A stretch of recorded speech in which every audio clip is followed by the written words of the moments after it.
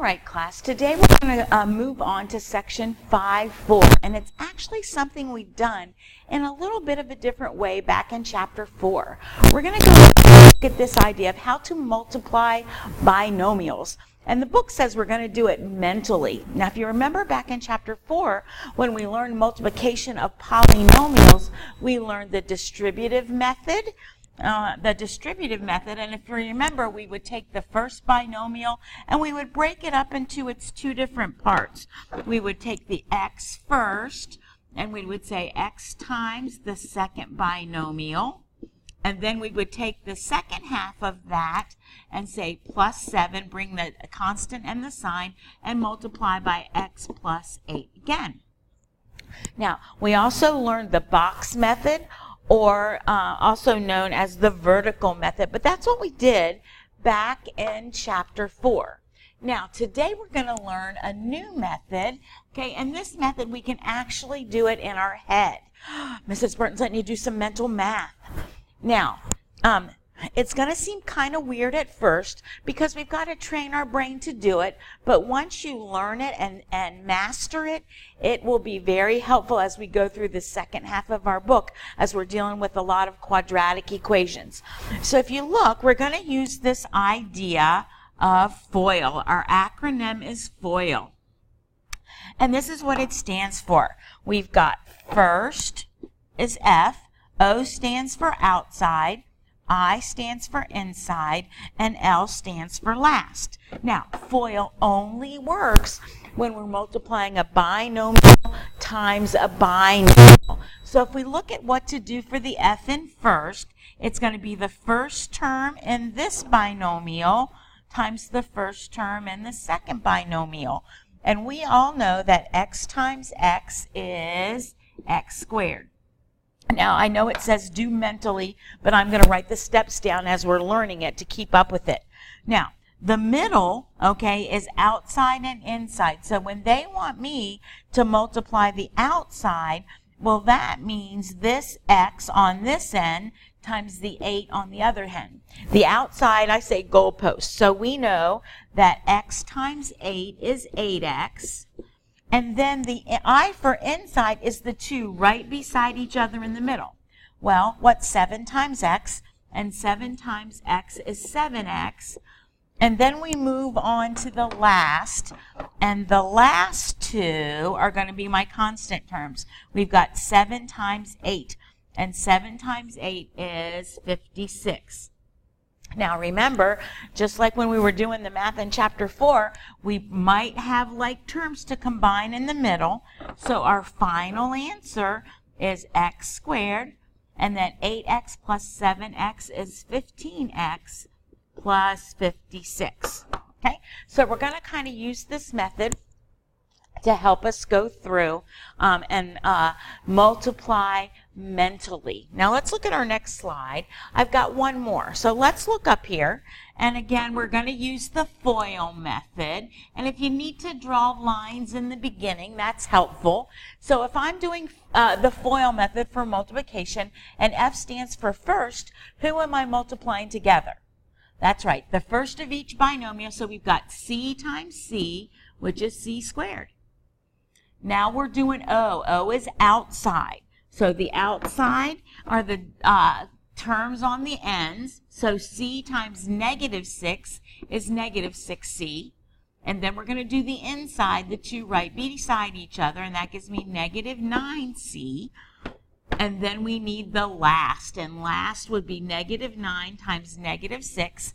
Negative times a negative is a positive, and 9 times 6 is positive 54. Okay? Remember, we may have to collect like terms in the middle, so our final answer is C squared. Negative 9C and negative 6C are negative 15C, okay, plus 54. And that's my final answer. Now, we're getting into the second half of the book, and we're going to spend a lot of time looking at this idea of quadratic equations. So it's really important that we look at this part of the slide here and get our our definitions, our mathematical language here. Okay, now it says c squared minus 15c plus 54 is considered a quadratic polynomial because its greatest degree is quadratic. Now, who remembers back from chapter 4? What are we looking at if we're looking at degrees? Yeah, remember, degrees means we're looking at the exponents. Exponents is what tells us the degree. So a c squared, okay, I've got degree is 2, is the quadratic term. Okay, negative 15c, if you notice this is to an understood 1, is my linear term. It has a degree of 1. And then 54, that's my constant term out there on the end. It has a degree of 0. Remember, no variable, no letter, no exponent. Okay, so we've got to be able to know the language. I may say, what is the coefficient of the linear term? Oh, well, remember, the linear term is c with an understood 1, and the coefficient would be negative 15. I may ask you, what is the constant term? And you would say, oh, the constant term is 54. Okay? And so I'll start using that vocabulary a lot more now that we're in chapter 5. Now we've got a few more problems I want us to use. I want us to try using the FOIL method, doing the math mentally. So let's try a few. If we look at number 1, we're doing F first. F is the first letter in FOIL, and that means the first term. So we got 4k times 4k, which is 4k squared. Then we're going to do outside. Remember, those are the guys on the ends. So 4k times 4 is 16k. Inside are the two right beside each other. We've got negative 1 times k, which is negative k. And then last is negative 4. Negative 1 times 4, which is negative 4. Remember, we got to combine like terms in the middle. So final answer is 4k squared. We've got positive 16 and negative 1, which gives me positive 15k minus 4. Let's look at problem number 2. Now this time they kind of reverse the order on us. If you notice, they put the constant term first, but we're still going to use our FOIL method. So if we're using FOIL, F stands for first, so it's going to be 4 times 1. 4 times 1 is 4. Then we're going to do outside. 4 times negative x is negative 4x. Then we're going to do inside. Negative x times 1 is negative 1x. And then last, what's negative x times negative x? And that's going to be positive x squared. Remember, we're going to always combine like terms in the middle. So, and those were both same sign, so we add them. So we get 4 minus 5x plus x squared. Let's try another one. Let's look at number 3. Do you still need to draw lines? We've got 3x times 3x squared. Remember, we're still using the FOIL method. So first is x squared times 3x squared, which gives me 3x to the 4th. Now we need outside. That's the guys on the end. So x squared times 2x is 2x cubed. Inside, the two right together would be negative 12x cubed. And then last is going to be negative 4x and positive 2x, which is negative 8x. Okay, let's look at the middle and combine our like terms. So we've got 3x to the 4th minus 10x cubed minus 8x squared. Miss Burt forgot to write squared there. Okay, so once you perfect it and use it a little bit more, once you train your brain, it is helpful to use as we're in chapter 5. Okay, let's try another one. Let's look at number 4. Again, it just says write each product. Product means we're multiplying as a trinomial. Since we've got a binomial times a binomial, FOIL is the method. And so here we go. F stands for first. 2x times 2x is 4x squared.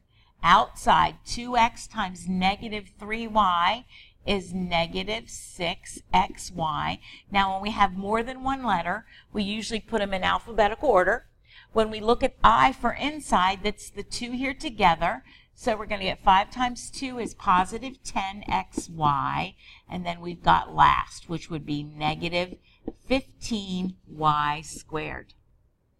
If I combine like terms in the middle, we've got negative 6 and positive 10, so that's going to give me positive 4xy, and then we could just bring down the front and the back. Good job. All right, let's try number 5. Again, they're getting a little bit radical here on us with a lot of bigger exponents. I'm going to kind of get rid of the math above so we don't get confused. So we're still going to use our FOIL method. First, y to the 4th times y squared. Remember, if we multiply in the same base, we add our exponent, so that's going to give me y to the 6th. Then we're going to do outside, which is y to the 4th times 2, which is 2y. We're going to do inside, the 2 together is going to give me, oh, I forgot to put my 4 there, negative 3y to the 4th, and then we do last, which is going to give me negative 6y squared. Do we have like terms in the middle that we can combine? We sure do. We've got positive 2 and negative 3, which gives me negative y to the 4th, and then we can just bring down the front and the back. Now, look at number 6. Number 6 is a little bit different. If you notice, they put a y squared out in front. So we've got this y squared out in front, and then we've got a binomial times a binomial. Well, if you remember from chapter 2, multiplication is commutative, so I can multiply in any order. So it is your choice.